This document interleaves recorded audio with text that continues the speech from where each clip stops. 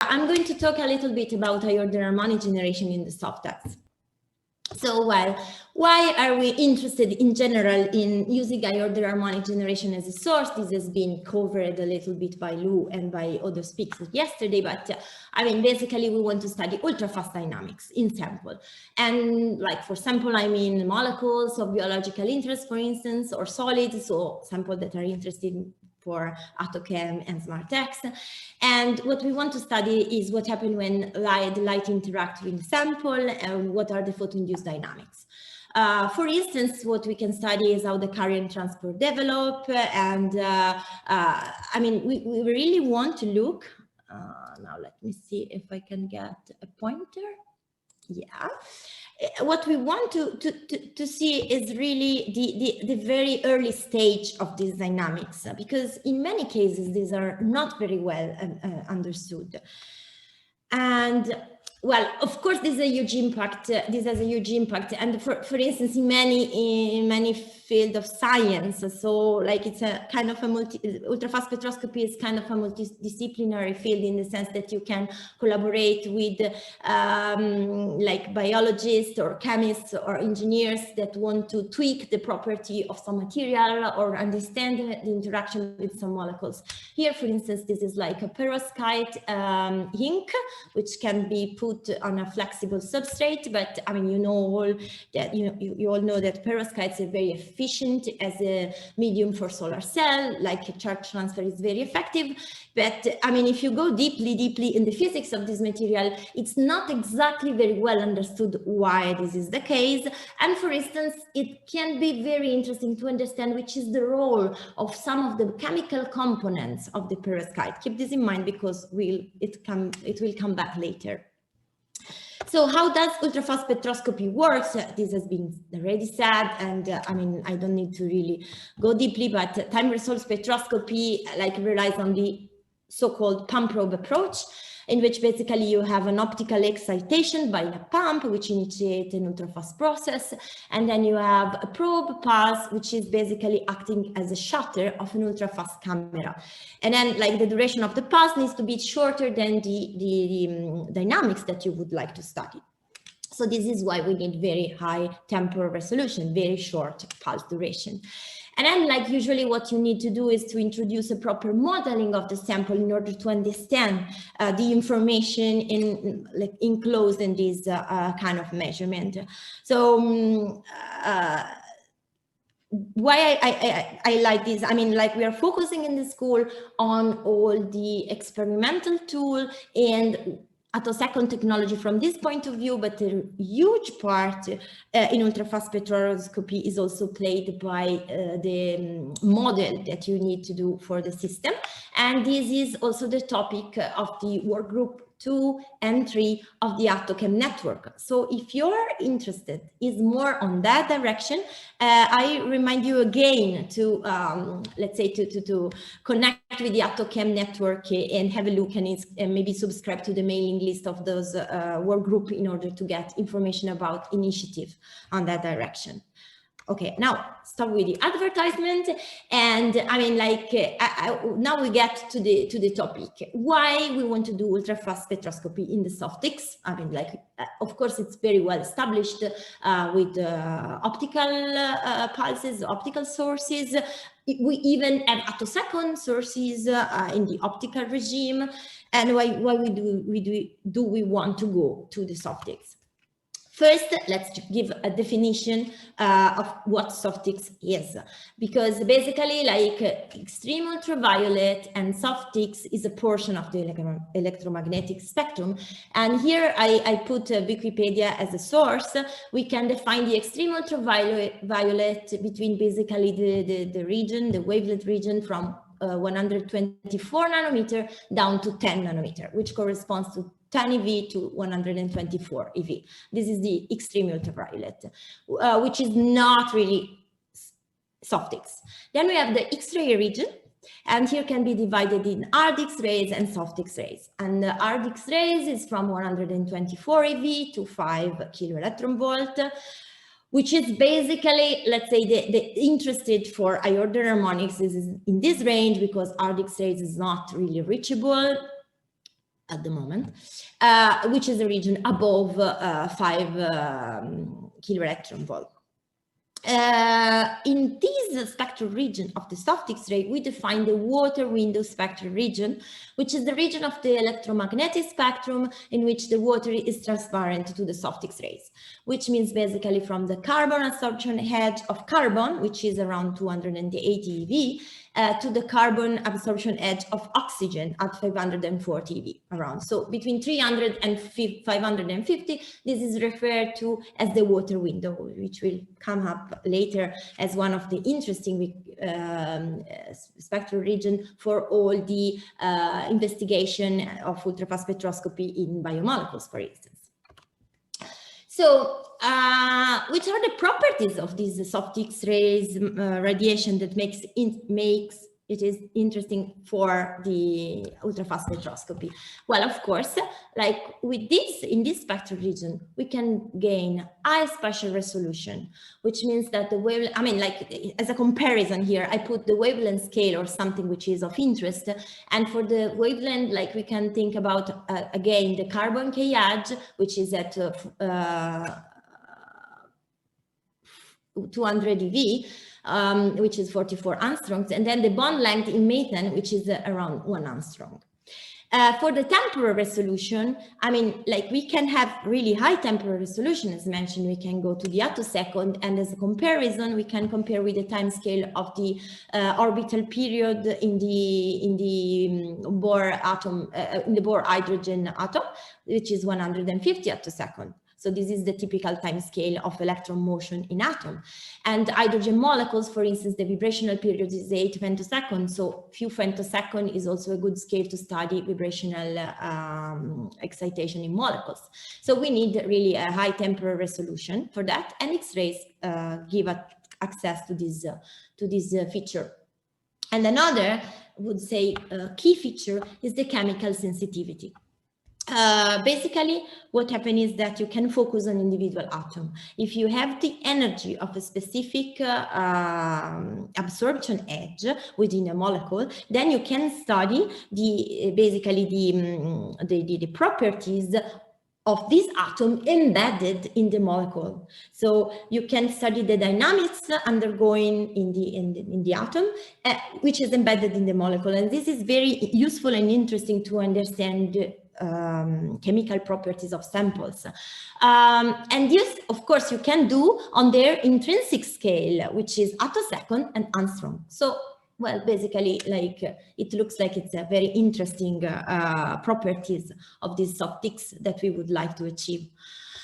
Now, well, basically, this is just like an example. Let's say we will hear tomorrow and the day after tomorrow several applications in which there will be also mention about this kind of experiments.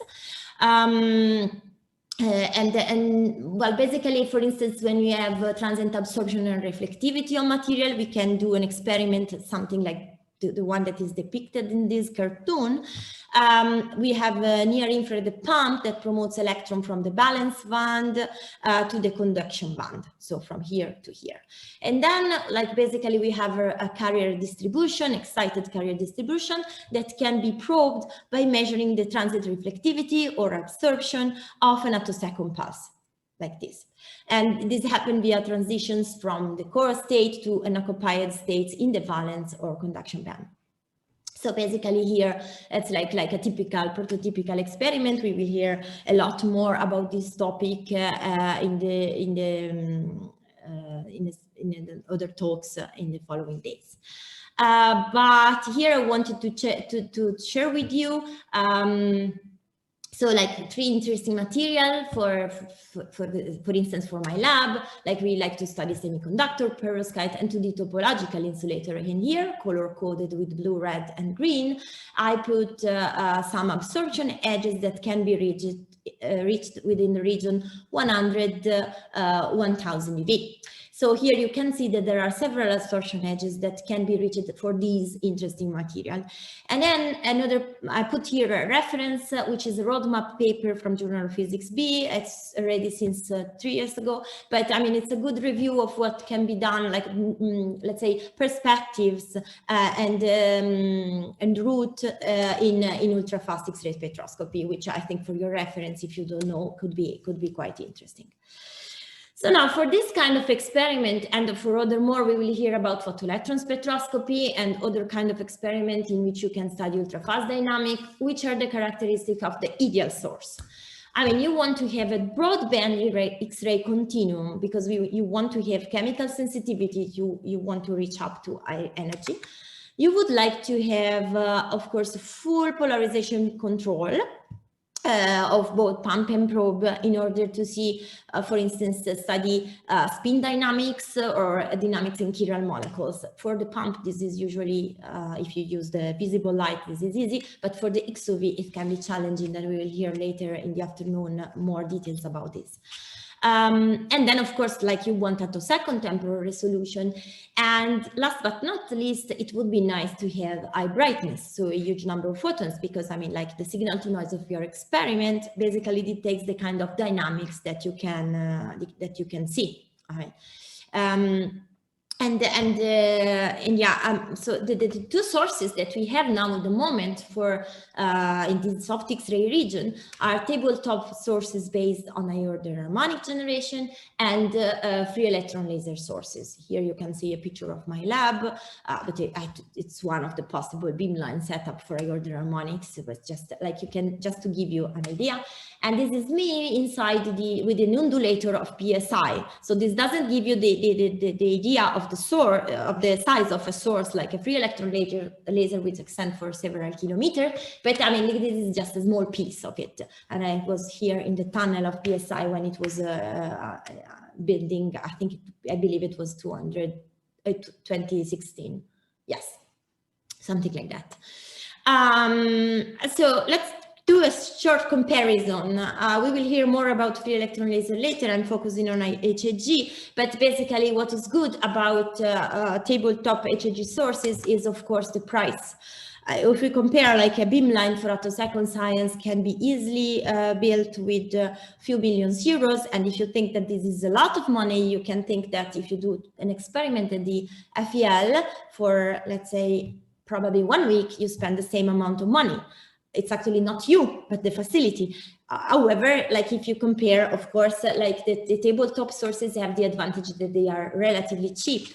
They are also very flexible. You can build your instrument, you can adapt your source, you can do, like, basically whatever you want. You are just, I mean, your constraint is the time that you need to spend on that and the money. But I mean, and this is not basically the case for a free electron laser, where you have access to a huge amount of instruments, maybe much more than what you have in your lab, but you have somehow to decide your setup in advance, to design very well and carefully your experiment.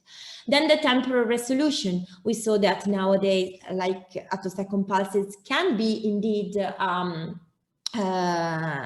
produced also at the free electron laser, but for the moment, like, the record and also the ease of generation is all on the tabletop harmonic sources, and indeed the accessibility. If you want to do a cool experiment at the free electron laser, you need to place a proposal, and then after maybe 1 year, you can go there and do your experiment, and you have 3 days. And if something goes wrong with the source, then maybe your days are 1.5, and you need to like, you cannot go there twice for the same experiment. So somehow it's a one shot.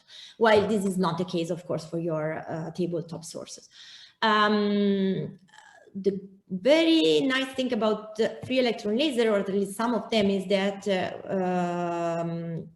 you can achieve polarization control very easily in the XUV, because basically if you have the proper kind of undulator, then like you can get excellent circular polarization in the X-rays from the free electron laser.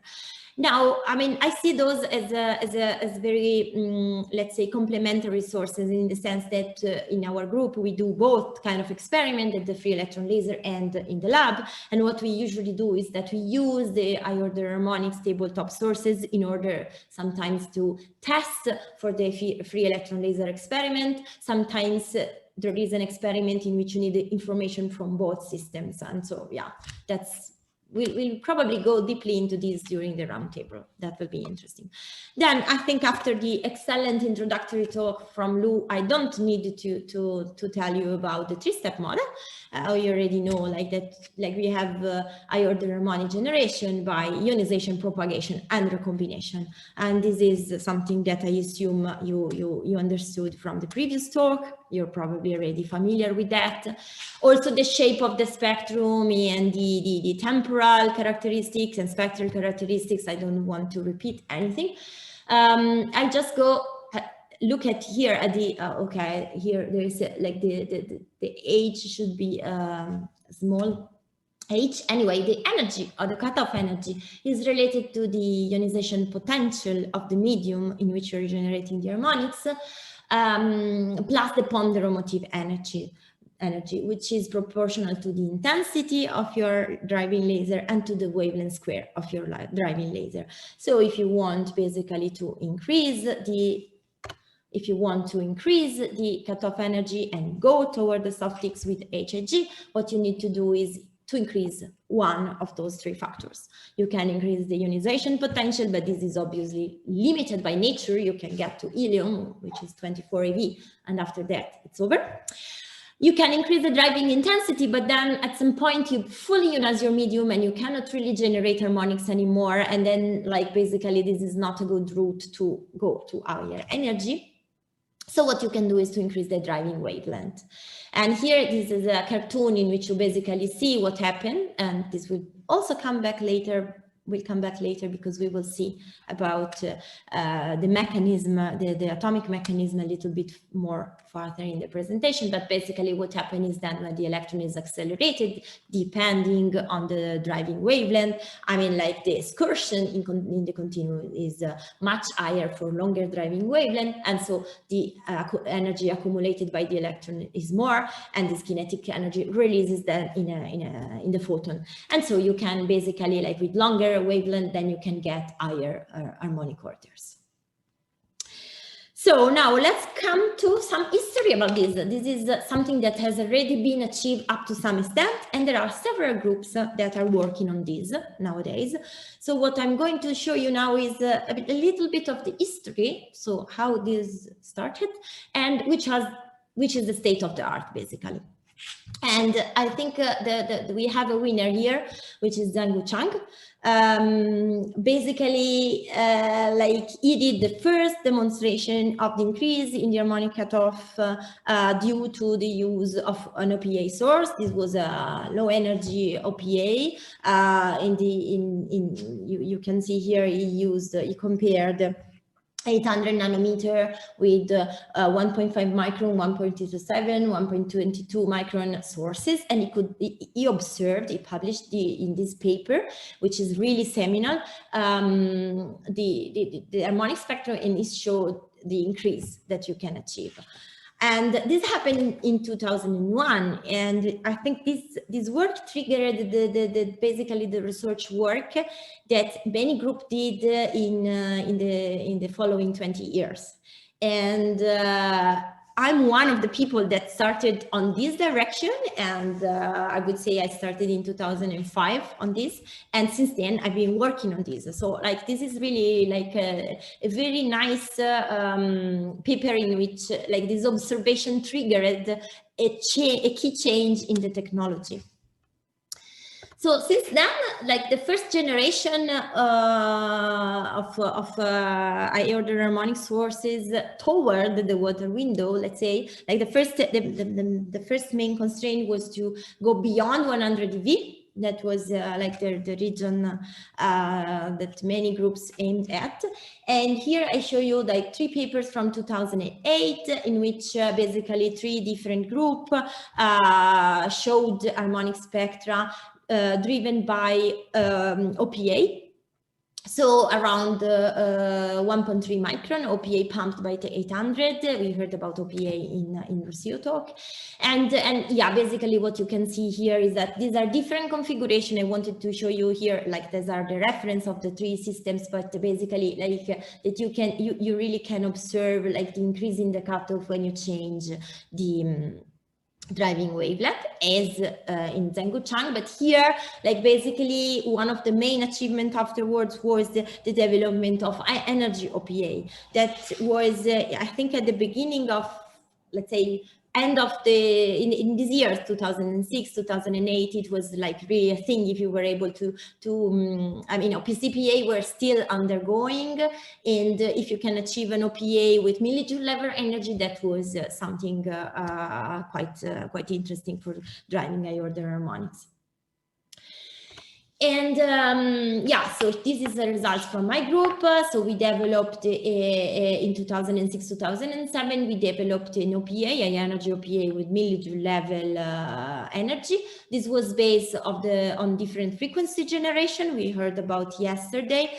And basically these are the characteristics. It was, well, based on intrapulse different frequency generation. So with the stable carrier envelope phase, the cutoff extension was around, again, above 100 dB, so that was our goal. And basically here in this OPA, the signal was tunable between 1.4 and 1.8 micron, with the idler being at longer wavelength. And it was based on BBO, so I mean, and it was few cycles. Like we were able to measure, like the shortest was 15 femtosecond, and then routinely we had 20 femtosecond, which is anyway at 1.5, something like 5 optical cycles. So something you can really play with, like it's really few cycles. You can do, as we heard, polarization gating or double optical gating if you want to get attosecond pulses with this source. And here you can see basically like the tunability between 1.5 and 1.6 microns, so not a huge change. This is the spectrum in argon, and here you can see basically the spectrum. Here I show you also something that here these 3 spectra are acquired over the same acquisition time, and you can see that the signal to noise is decreasing, and we'll get back to this later.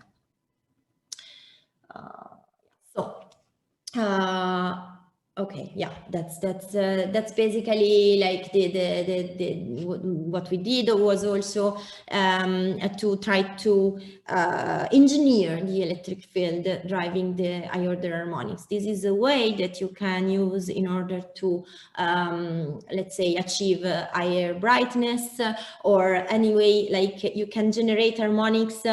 You can aim at efficiency or cutoff increase by basically tweaking your electric field. And one way to tweak is to mix your driving field with different colors. And here, what we did in this paper was basically to mix the 1.6 micron with 800 nanometer pulses and 1.5 micron with 800 nanometer pulses. And what you can see here, these are single shot measurement, and what you can see here is that for a certain value of the phases of these 2 pulses, you can get a broad continuum because these 2 wavelengths is uncommensurable. So you can mix your electric field in a way that you have emission mostly from one of the peak of the electric field. And another point is that I said, like, I mean, I said before, one of the goals is to try to generate high brightness pulses. And what we tried to do was also to mix OPA, so 1.5, 1.6 micron with a strong 800, because before here it was only a small amount of visible light. Then we did again the experiment with higher energy in the visible, comparable with the infrared, and what we observed it was an extension of the cutoff. And this probably it's because like you can efficiently ionize with your visible light, and then you can recombine with higher kinetic energy due to the infrared. And this was also a very nice paper by Francesca Calegari back in 2009. Okay, then. Oh, yeah, that was an animation. I didn't check the animation, and so like, yeah, okay. Now let's go back to the emission, like I order harmonic emission from longer driving sources. So this is the route towards soft X-ray. How does all the parameters scale with the driving wavelength? Well, the cutoff frequency, as we said, scales as the wavelength squared, and in all those seminal papers we basically retrieve this behavior, and it's in very well agreement with the three-step model. Because the OPA is tunable, the discrete harmonics, when they are generated, they inherited this tunability, so you can really change your harmonic spectrum depending on the driving wavelength, which is nice.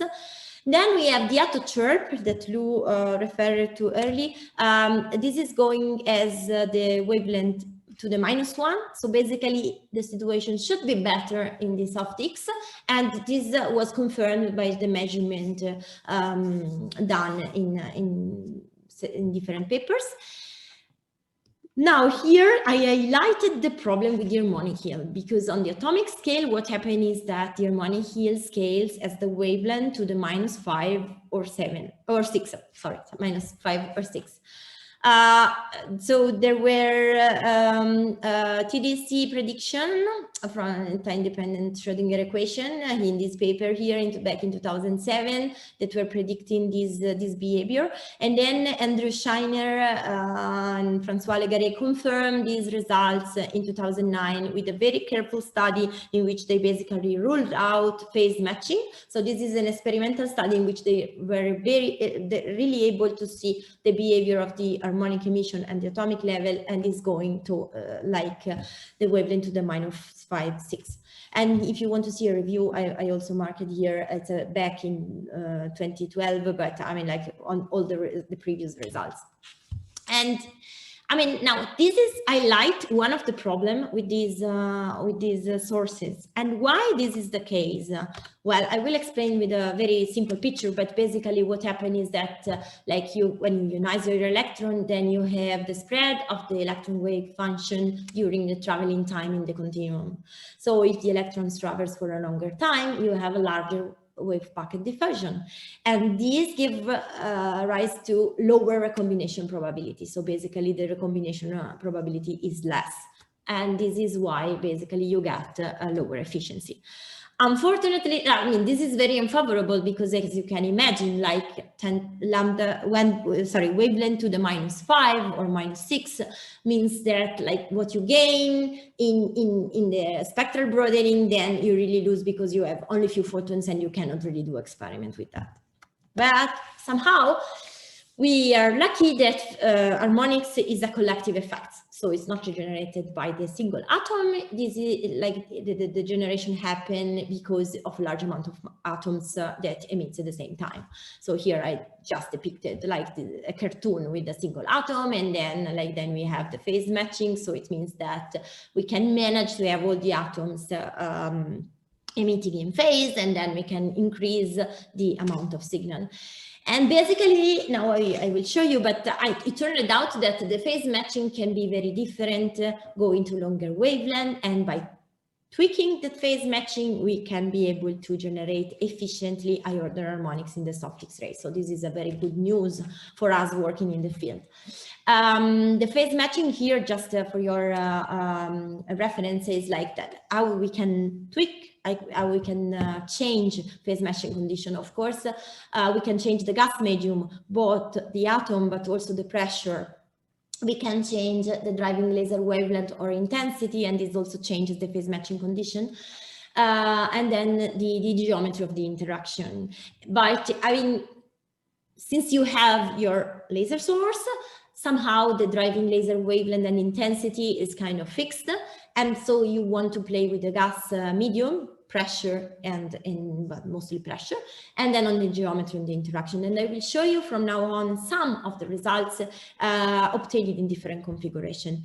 But yeah, here we have another winner. As I said, like we were kind of disappointed with this scaling law of higher order harmonics with the wavelength, because the yield was so unfavorably scaling. And but then in 2012, this very seminal work came out from the Kaplan-Mournet group, in which Tenio Papinchev demonstrated basically that with a 4-micron source developed by Adrius Basatuska, it was possible to reach above the 1 kilo electron volt level. And how did they do that? Basically, what they did was that they increased the pressure, like they generated harmonics in helium. So they did it with different wavelength, but also they did it in a very high pressure ensemble of gas. And I mean, basically, like what they were able to see is that they have a cutoff increase, but they also see the photons. So this was the route. We said, okay, now we can basically work on the condition of higher order harmonic generation and counteract the unfavorable scaling law of at the atomic level by increasing the pressure and finding different phase matching conditions. And since then, several systems have been developed. Now I show you some. It's not a complete review. There are some, of course, the reference for each of the sources that I will show you. And then you can dig a little bit more in the literature. There are not so many, because I mean, it requires, like building one of the sources requires quite a lot of effort from the point of view of the laser source as well. And here I can make a comment. This will not be the case anymore with all the nice sources that are developing nowadays, like OPCPA in the mid-IR. So like we are going to have a life much easier in which we will have directly a laser source with maybe high energy and high repetition rate at 2-3 micron, and we don't have to develop our own OPA specifically tweaked for the high order harmonics. Anyway, this is the results I collaborated with in ALS, in the group of François Legaret. I mean, like the publication was in 2018, but the experiment was done much earlier. It was like, I believe, 2012 or something like that. And basically here, like there was an OPA with the high energy up to 2 millijoule, 30 femtosecond and 1.8 micron. So this is the idler of a topaz basically, but it was homemade, tweaked in a way to be quite performant at 100 hertz.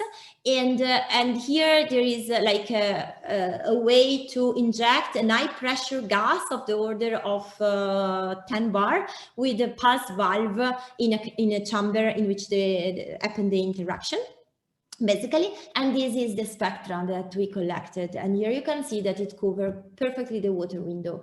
And this I mean, with this intensity, of course it's possible anyway to perform experiments. I will show you a table in which there are some comparison of intensity. Here I don't have the number, but we will see that later. Yes, so another system was developed in Germany. This is the first demonstration of water window harmonic generation up to the nitrogen K edge. So nitrogen K edge is around 400 dB. And this is from a kilohertz OPCPA system developed in the group of Franz Kärtner. Here, the generation basically is done in a neon field semi-infinite gas cell. So here the pressure can be up to 2 bar. So it's not very high pressure. The OPCPA is 2.1 micron. And yeah, the cutoff energy you can see is around 450 eV. The photon flux was 1.5 10 to the 6 photon per second per 1% of bandwidth. At 350, so it's, I mean, it's a new number of photons that many of us use in the lab for doing experiments, so like useful.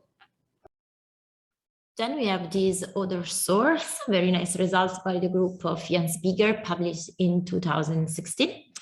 Here the driving laser source is an OPA at 1.85 micron and with ultra short pass duration, less than 2 cycles. They demonstrated phase-matched water window soft X-ray emission up to 500 eV with a transit phase-matched regime. And the soft X supercontinua had the pulse energy up to 2.9 picojoule and the flux of 7.3 10 to the 7 photons per second across the entire water window. And here the harmonic target was a tube with a 1.5 millimeter outer diameter and using 6 bar of backing pressure in helium. Then this is another system developed in the group of John Marangos. This is the work from Alan Johnson, in which basically like they combine, what they do is that they use a gas cell and they use 12 femtosecond, 1.8 micron, 500 microjoule energy. And here are the results with the harmonics generated in neon. You can get up to 350, and then in helium, and you can get up to 450 here. And yeah, in principle, these are also able, I mean, the source is able to support attosecond pulses up to photon energy of 600 eV. And yeah, the fluency is in, I mean, in the same order of magnitude of the other sources that I presented. This is another one in the group of Ursula Keller. Also here they use at 2.2 micron OPCPA, this time at 100 kilohertz. So this is very interesting because it is high repetition rate. 16.5 femtosecond. So this means basically 2.2 cycle, which is pretty short. And the average power is 25 watts. So it's like it's quite some OPCPA. And here they use a high pressure cell up to 60 bar. So they were able to increase the pressure. And here you can see that there is an optimum in the generation. I believe this is helium. Yes, it is. Yeah, you can see that there is an optimum around anyway, huge pressure. And here you can see the spectrum covering very well the water window. Another source, it's in the group of Eiji Takahashi, and he started the first works in Midorikawa's group, and now this is basically they have this terawatt mid-infrared laser, and then they use a loose focus geometry for HHG. And here you can see the spectrum generated in helium that cover up to 350. And so as I showed you before, I mean, the aim would be to arrive to, let's say, 1 kilo electron volt, but already here there are many absorption edges of interesting materials. So here this spectrum can be used efficiently for experiment. And well, let's see, like this terawatt source is centered at 1.55 micron with 45 femtosecond duration and 10 Hz repetition rate. But I mean, it's a terawatt laser. And the energy here is 3.5 nanojoule. So it's like, it's quite some energy for doing experiment. And here they have a double cell structure. And the pressure here is 30 torr, between 30 torr and few hundred torr. So it's like less than half an atmosphere anyway. But I mean, like here they combine this loose focusing geometry with a very intense laser source, and they were able to get this impressive harmonic intensity. And here, just for your information, from the same paper, they have a comparison of the efficiency of different sources in which you can see, well, basically the energy in the water window, the pulse energy, I mean the harmonic energy, and then when it has been achieved. And like water window, okay, like we have to see where the efficiency has been measured. Usually it can be around the carbon K edge. Anyway, you can see a comparison and the level they arrived so far. Now, what about isolated attosecond pulses? Because we heard about isolated attosecond pulses, and of course, like those sources I referred to are all attosecond pulse train. And if we want to generate isolated attosecond pulses in the water window, which is the state of the art, I'll show you a couple of results. Also here, there are a few more. And I think what I'd like to show you is just that this is an open topic in which there is a lot of both experimental and theoretical work to do in order to achieve a very reliable characterization of those pulses, because they are very broadband pulses. And so like it's not so straightforward to extrapolate the same approach that you use at 800 nanometer driving field when you have, let's say, isolated attosecond pulse around, I don't know, 20 EV. I mean, when you go to the water window and you have a few hundred of EV of bandwidth, it's become a little bit more, I mean, it's different. So this is the results again from the group of Zheng Chang, that it's in 2017.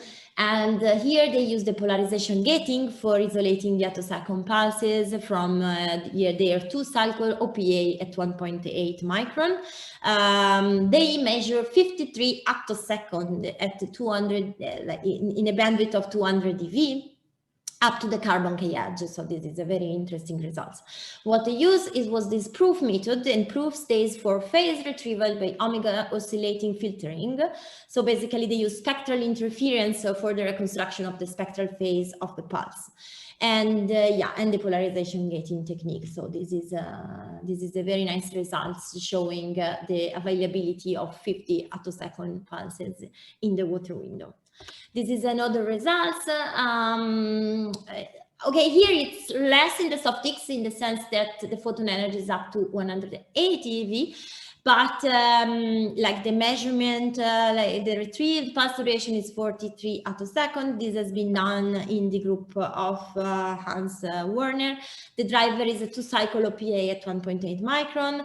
The bandwidth is around 100 eV and up to 180 eV, as I said, and they use the amplitude gating that Lou explained before for the selection of isolated attosecond pulses. How did they retrieve it? Well, basically they use this VTGPA algorithm, which is Volkov transfer generalized projection algorithm. And basically they go beyond the central momentum approximation. And this is an approximation that holds when the bandwidth of your XUV pulses is smaller than the central frequency, which is usually not the case in the soft X. So I mean, it's something like, it's important. I wanted to mention this work because this is one of the, let's say, the technology that needs to be implemented, that still needs to, let's say, some development in order to reliably characterize isolated attosecond pulses. As a last example, I want to show you now this work from the group of Jens Bigert. They performed the first tracking measurement of water window aortic harmonic pulses. These pulses were generated in neon by an OPA with a central wavelength of 1.85 micron and sub 2-cycle pulse duration and with the stable CEP. The upper limit on the pulse duration that they retrieved was 322 attosecond. And in this work, they really analyzed the attochirp and the complexity of attosecond pulse reconstruction for such large bandwidth in the XUV. And in particular, in their simulation, they see that in this ultra broadband regime, basically the strict excursion needs to be similar in magnitude to the bandwidth of your attosecond pulse, and that a very good signal to noise ratio has to be experimentally achieved. Okay, so far so good. Now I want to show you a little bit of some perspective results that we obtained in our group. So these are not in the water window, but what we plan is to extend the approach that I will show you in a few slides to the water window. So I will briefly show you and discuss this novel approach of aortic harmonics within a microchannel device in order to generate bright attosecond pulses, possibly in the soft X. So how does it work? Basically, the idea is to combine aortic harmonics and microfluidics. It's not a novel idea. Eric Captain and Margaret Murnane suggested to generate harmonics in capillary many years ago. That was also a seminal work. And basically here, which is the difference? Well, if you use a microfluidic device, this is a device that you can write with femtosecond laser irradiation, followed by chemical etching, which works like that. You want a pattern, a 3D pattern inside your glass, then you basically use your laser to design this pattern, and then you put your glass in the acid and the patterns come out. It looks like a very simple task. Instead, it's quite complex, because if you want to have these in the proper way and reliable, it's like it requires quite complex skill in the manipulation of this technique, which are provided to us by the group of Roberto Zellame and Rebecca Martinez. They work in our institution. And here I show you a picture of one of the devices that we were trying. Here you can see this is a channel in which we can put the gas, and we have a modulation of this channel structure. And then you have here we have injection of the gas in different points. We did many of these designs in order to try to maximize the harmonic emission. And the idea is that this is a very flexible platform. We can, let's say, we can imagine to increase the efficiency somehow by manipulating both the propagation of the infrared driving field and the gas density inside the channel. And so we would like to use this approach. We decided to use this approach a few years ago to extend the bandwidth and also the brightness of the source, and maybe also to manipulate the polarization. This has not been done yet. This is just a comparison. What we used to use in the lab was a gas jet source, usually a pulse valve that could be, well, either 100 Hertz or 1 kilohertz pulse valve. Anyway, like the density that you can put in the medium is limited, let's say. And this is basically the chip. Like, you can put the gas inside the chip, and then you have your beam propagating through the chip. So the size of the interaction increases quite a lot. This is another microscope picture of one other chip, in which you have here the main channel. Here you inlet the gas, and the round that you see here is for the housing of the O-ring for putting the gas in a reservoir.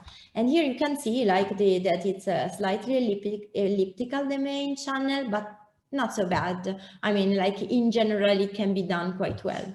This is a picture, a sketch basically of what happened in the lab when in R you couple your beam to the channel, to the chip, and you can see the mode and the plasma, of course, because this is in air, and this is placed inside the generation chamber in vacuum and is used in our experiment. Here we have the interaction chamber where we place our experiments, and here we have the spectrometer in order to study the generated radiation. So let me have a look to the, okay. Yeah. So, well, basically what we were able to achieve is that if you compare with the pulse valve, the red is the pulse valve, this is the spectrum, the blue is the chip, the harmonic chip, and you can see quite an increase of the cutoff in the harmonics. And then this red spectrum has been multiplied by 10. So this is a single shot spectrum generated by one pulse of the driving laser, and we needed to multiply the pulse valve, the spectrum obtained with the pulse valve by 10 in order to get the comparable spectrum, which means that we were able with this device to increase the cutoff extension quite a bit, but also to increase quite a lot the generation, the harmonic yield. And then Anna Ciriolo, working in my group, she did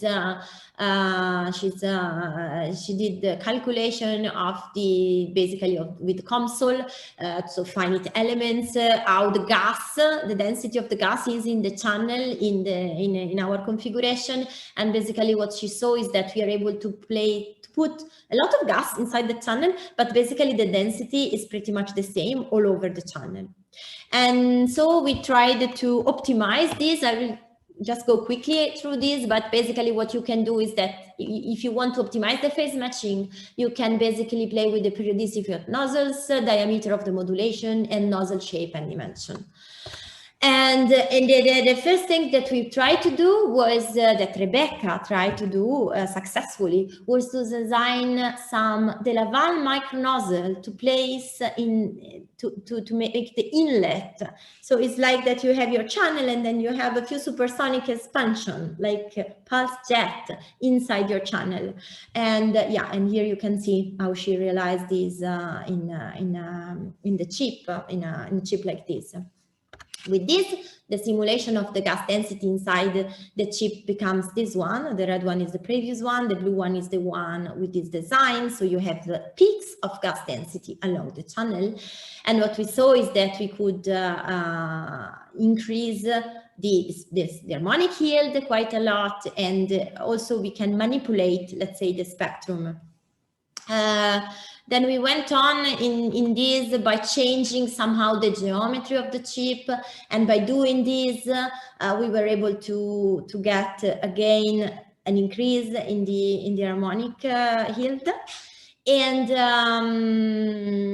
also we tried to place those nozzles basically along the channel, but not periodically, but with a non-periodic structure. Why this? Well, basically, like if you want to add, I mean, like you obtain a pressure, let's say modulation inside the channel. You want to optimize the phase matching. So you want to, what you want to have is to basically to have all the emissions that are in phase. So you may want to have more gas where you have phase matching, and then to avoid generation where the harmonics are out of phase. But I mean, one possibility was to try to basically make this non-periodic structure, and for doing that, we are collaborating with Valer Tosa, who is performing 3D calculation of the harmonics inside the channel, and he suggested it as a possible configuration.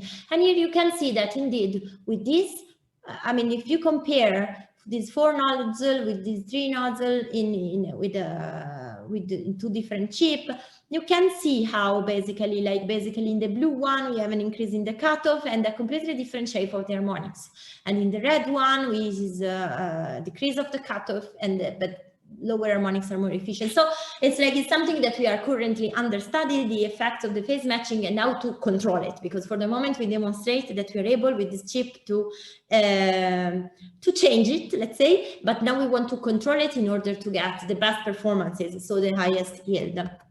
And yeah, so this is a comparison of the three chips that I showed you before.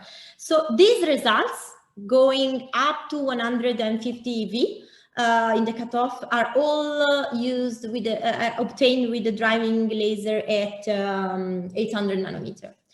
And what we want now to do, since we have an high energy OPA, is to couple the high energy OPA with the chip. The phase matching will be different. We probably need to increase the gas pressure, and we're working in that direction, as I mentioned before, in order to get the good phase matching for this source. But basically, we expect to extend the cutoff to the water window with this device. And I mean, currently the characterization with the estimate of the number of photon flux is undergoing for the 800 nanometer, and of course we will do this also for the OPA that we have, tunable between 1.2 and 1.8 micron, so that we will see if how our source will compare to the other. With this, I would like to thank all the people in our group, and in particular Salvatore Stagira, who is a professor at Polytechnical and is a PI of the group with me. Well, like Anna, for those later results of the chip that I showed you. This is an acknowledgement of all the project that contributed to, let's say, the last few slides that I showed you with our results, all the founding agency, let's say. And finally, thank you for your attention.